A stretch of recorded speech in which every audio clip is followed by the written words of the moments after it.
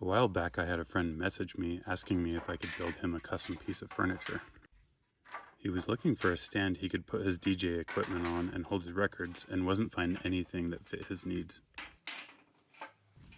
This sounded like a fun and challenging project, so I told him I'd do some drawings and get back in touch with him. I took the dimensions he gave me and created a couple cabinet designs in SketchUp, as well as a few different leg designs. Some of the designs were heavy on record storage, while others had smaller compartments for storing other items.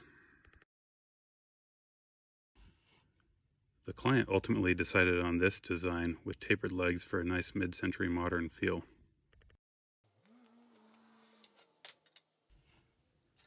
I picked up some 5/4 walnut boards and began sorting through them. I wanted to try to keep these boards as thick as possible.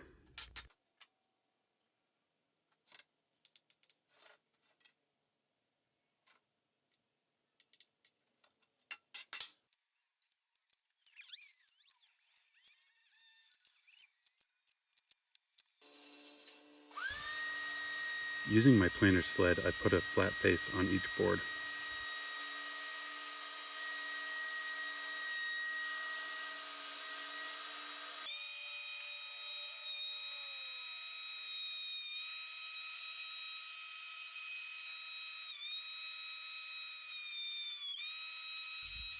I then used my track saw to rip a straight edge perpendicular to that flat face.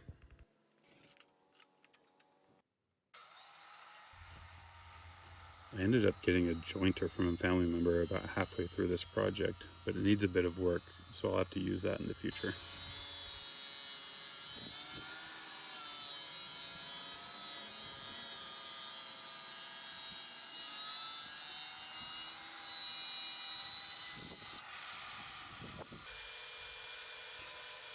I can then use my table saw to rip the boards to width.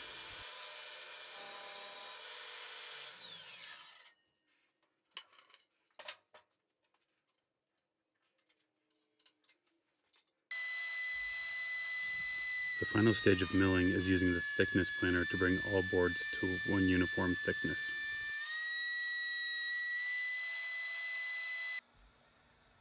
I was shooting for 1 inch thick, but this should be close enough.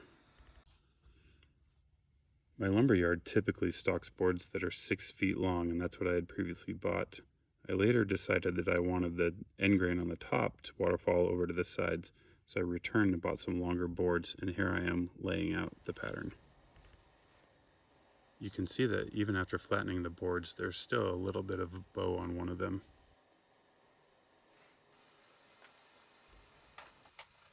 I recently picked up a used Festoll domino on Facebook Marketplace, and this was a great chance to use it to align these boards for glue up. When placing your dominoes or dowels, you need to be aware of any joinery you will be cutting later, as to not cut into the dominoes, exposing them. You'll see later that I had an issue with an exposed domino, but it wasn't even visible in the final product.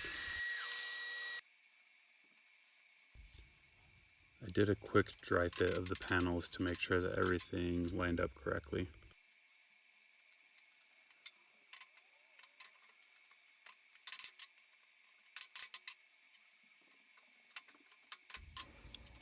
You can see here that the dominoes make the panels align perfectly, and that bow is no longer visible. Once I was satisfied with the dry fitment, I could then go ahead and glue up the panels.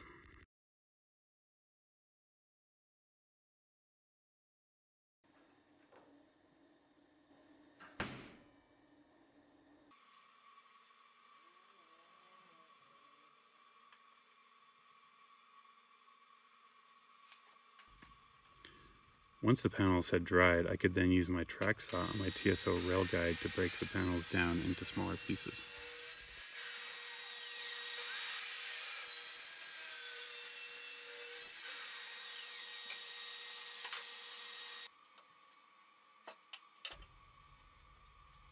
I decided to use miter joinery to construct the boxes. So here I am laying out the angled cuts I need to make on the side panels.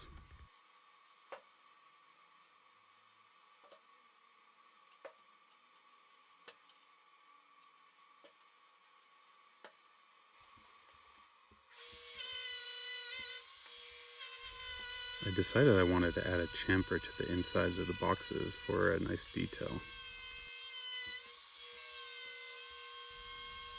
I used my handheld router along with the chamfer bit and took a few passes to reach the required depth.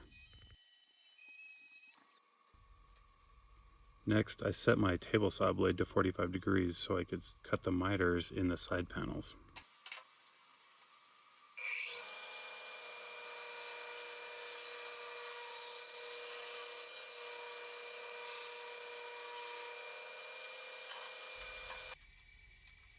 I could then flip the panel around and cut it to the correct width. This was a very important cut, so I snuck up on the width by gently nudging my fence over.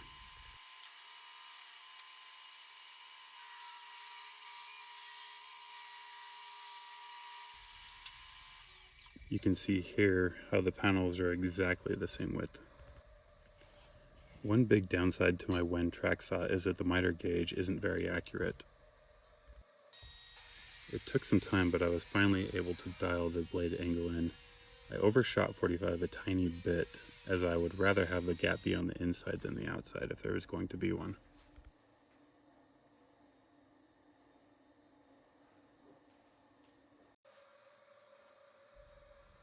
I then made a simple jig that I could use to get the same exact width on the top and bottom panels for both boxes. While cutting using the track saw, I had to make sure to keep nice pressure on the base plate of the track saw so it didn't tip any more than I needed it to.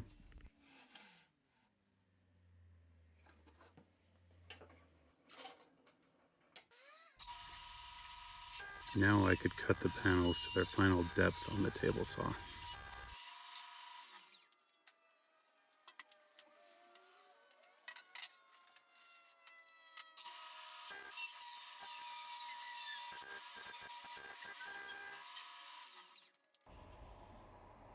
I could then use my Festoll domino to reinforce the miters. The dominoes will not only help in alignment, but they will actually help in strength, as a miter is essentially an end grain to end grain glue up and is not very strong.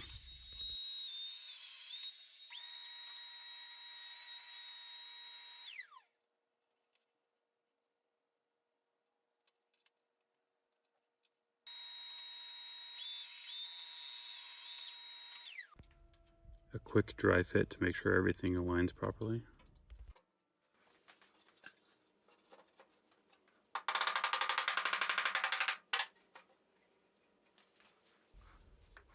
Look at how good those chamfers line up. For the divider panels, I decided to use tongue and groove joinery. To ensure that the grooves were perfectly aligned in the top and bottom panels, I clamped them both together.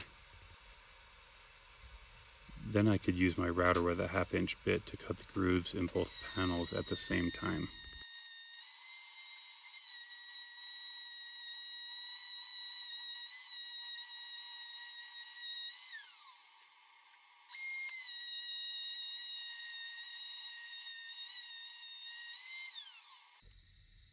I cut the grooves in a few passes, being very careful to make sure that the router was always pressed up against the fence.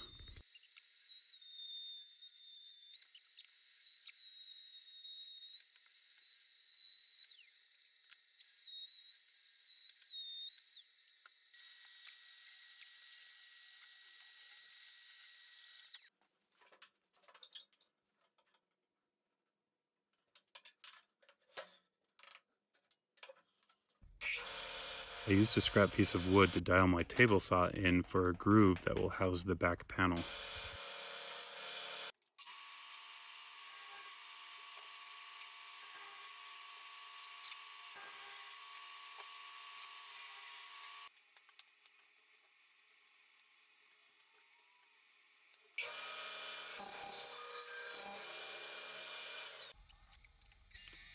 Next, I can use the table saw to cut the tenons in the divider panels.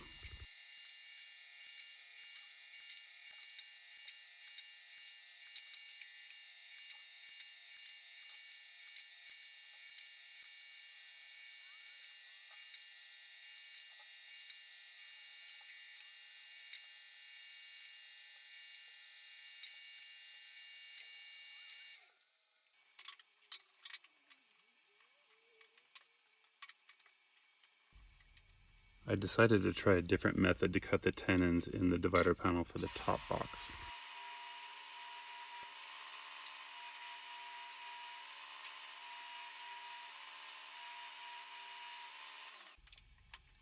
This method ended up being much quicker.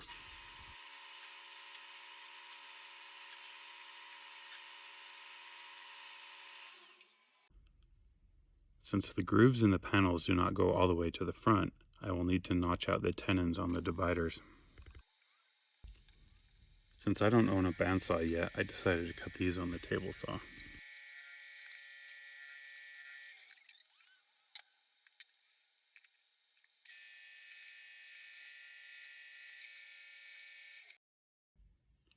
For the back panels, I decided to use 1/4-inch walnut plywood and could now cut it down to size.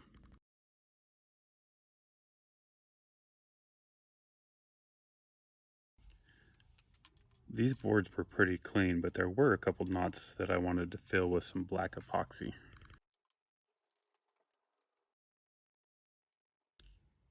Once the epoxy was poured on, I used a toothpick to try to force it down into the cracks. It's a good idea to vibrate the board. This will cause the epoxy to go deeper into the cracks as well.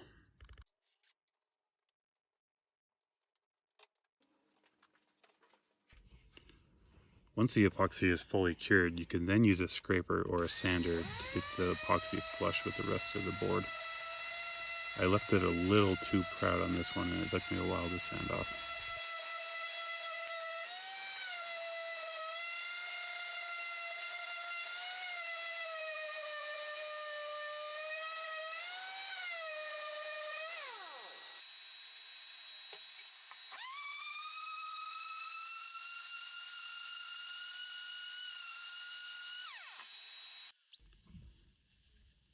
I decided to fully sand the panels before glue up, as getting to some of the inside corners would be difficult once glued up.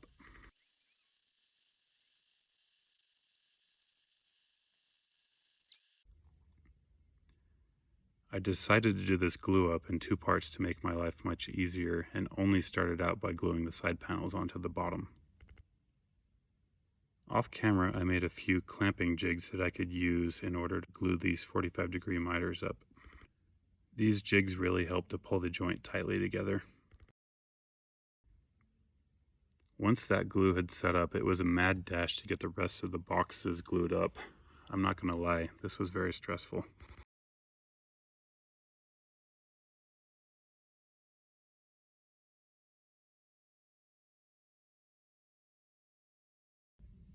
I'm pretty sure I used every single clamp I owned during this glue up.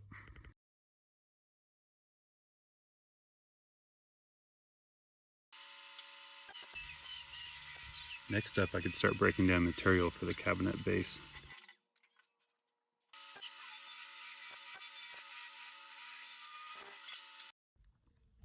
Early in the design process, I had decided to use straight legs, but I'm a sucker for angled legs. I spoke to the client and we both decided that a 15-degree splay would look great. In order to get that 15 degrees, I decided to do a 7.5-degree cut in both the leg and in the stretcher.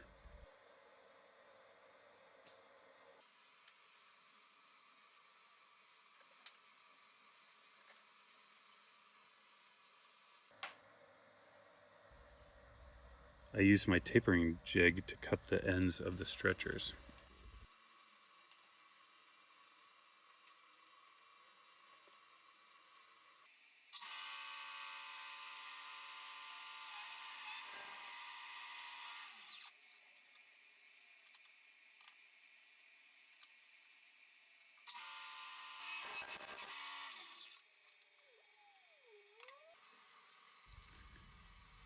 Next, I could measure and cut the pieces that will join the two stretchers together.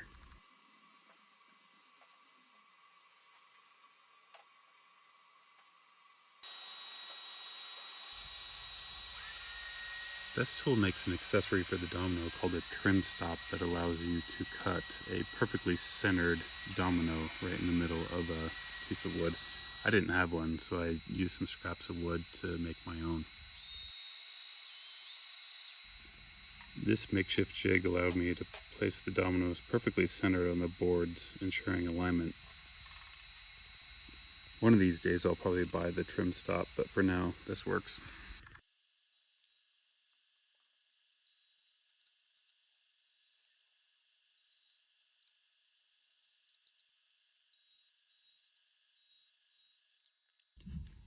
Now I can do a dry fit of the base to make sure everything fits together properly.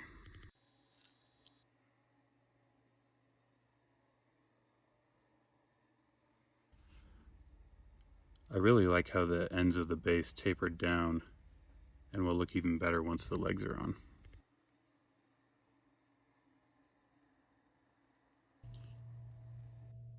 I decided to install the legs on the base using a bridle joint. I came up with a pretty wild setup to cut these slots into the legs. They needed to be angled at 7.5 degrees, so I put these ramps on my crosscut sled. And then I made a jig to hold onto the legs.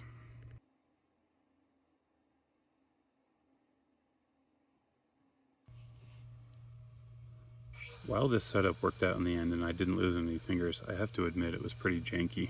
I scratched my head for a while trying to come up with any other solution, but this was the best one I could come up with at the time.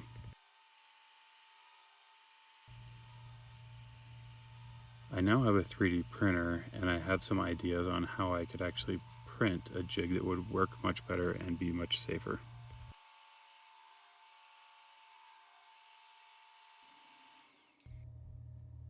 It took a while to fine-tune each leg, but I was happy with the fitment in the end.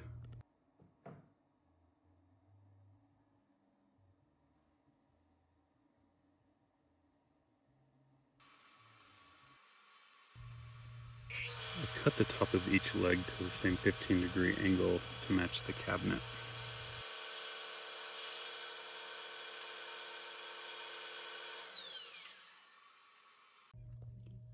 I was a little worried about the strength of the simple bridle joints on the legs, so I decided to cut some slots into the stretchers, and then I could install some corresponding keys into each leg that would slot into these. I figured that would give it a lot more strength.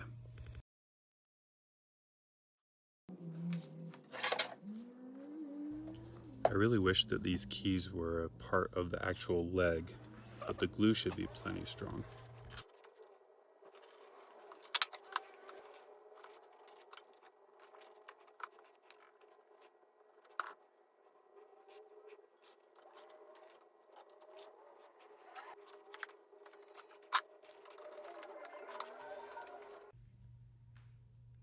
Here you can see how the legs slot into the stretchers now.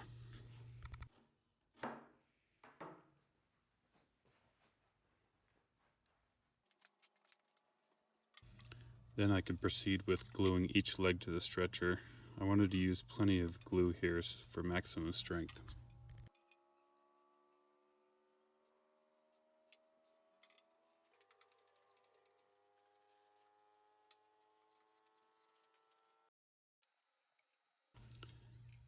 And now I could fully glue the base together.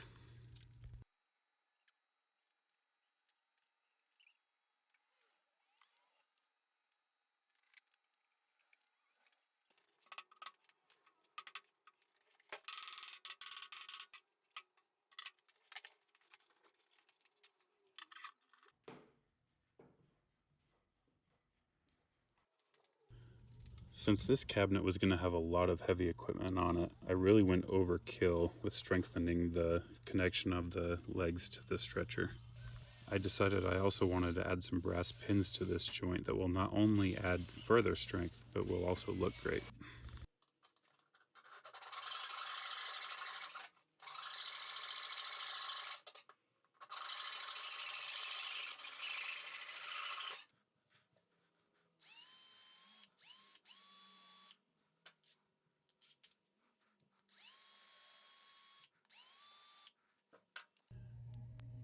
I used some 5-minute epoxy to glue the pins into the legs.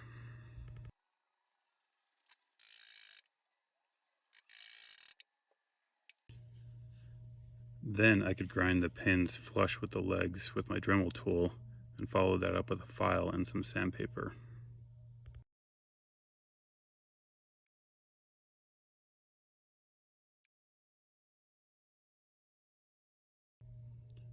I put the upper box on the base to see what a matching TV console could look like. Next, it was time to build the piece that would go between the upper and lower cabinets. This doesn't need to be too fancy, so I used my picture frame jig to create a basic rectangle out of some spare ash I had laying around.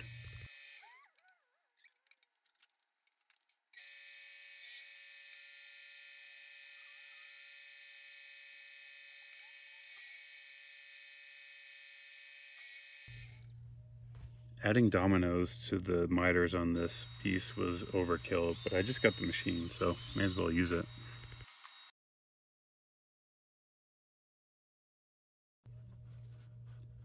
I wanted this piece to almost disappear between the two cabinets, so I used some black stain on it.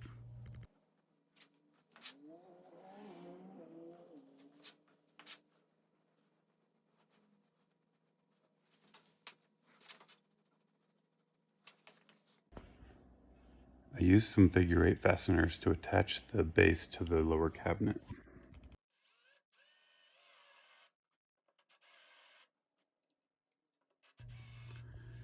The cabinet shouldn't move too much, but if it does, these fasteners will allow it.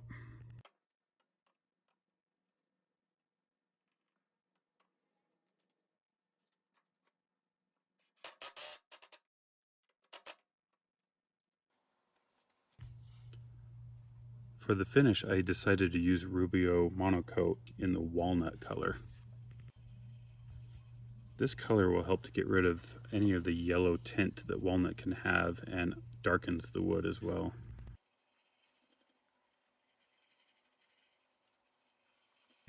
I use a white applicator pad to buff the finish into the wood, and then later use paper towels to remove any excess.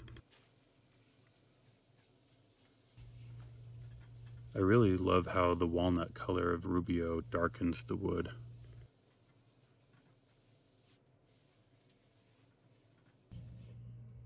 I can now finally start assembling the cabinet. I took my time and made sure that the divider panel was perfectly centered on the cabinet, and then used some tape to mark it in case it moved.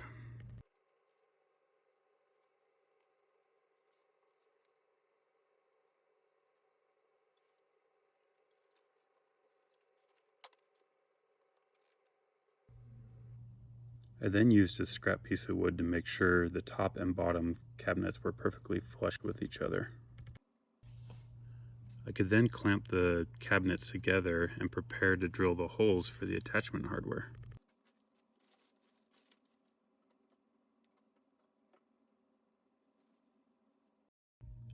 I drilled from the underside of the bottom cabinet through the separator panel and partially into the upper cabinet.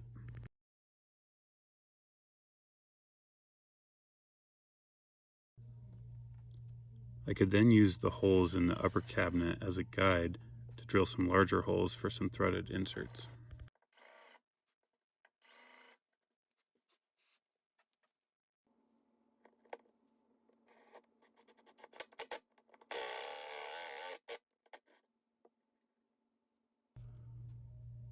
The holes in the cabinet were drilled oversized to allow for seasonal wood movement.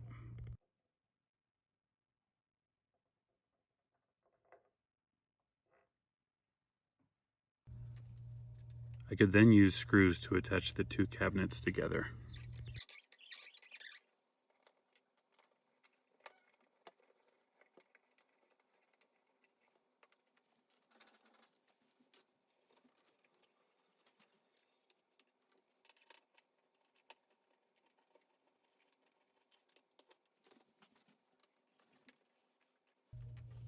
The depth of the cabinet as is would allow records to slide in too far, so I decided to install some strips in the bottom of the cabinet to reduce how far the records could slide in.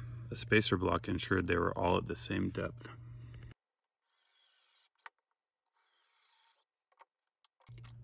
I decided to use brass screws to match the accents on the legs. Anytime you use brass hardware, it is highly recommended that you use steel screws beforehand to cut the threads. Otherwise, you may run the risk of snapping the heads off of the screws. I also used a little bit of paste wax to help the screws go in. Next up was attaching the base to the cabinet. This was as simple as making sure the base was perfectly centered, marking holes, and then drilling for screws.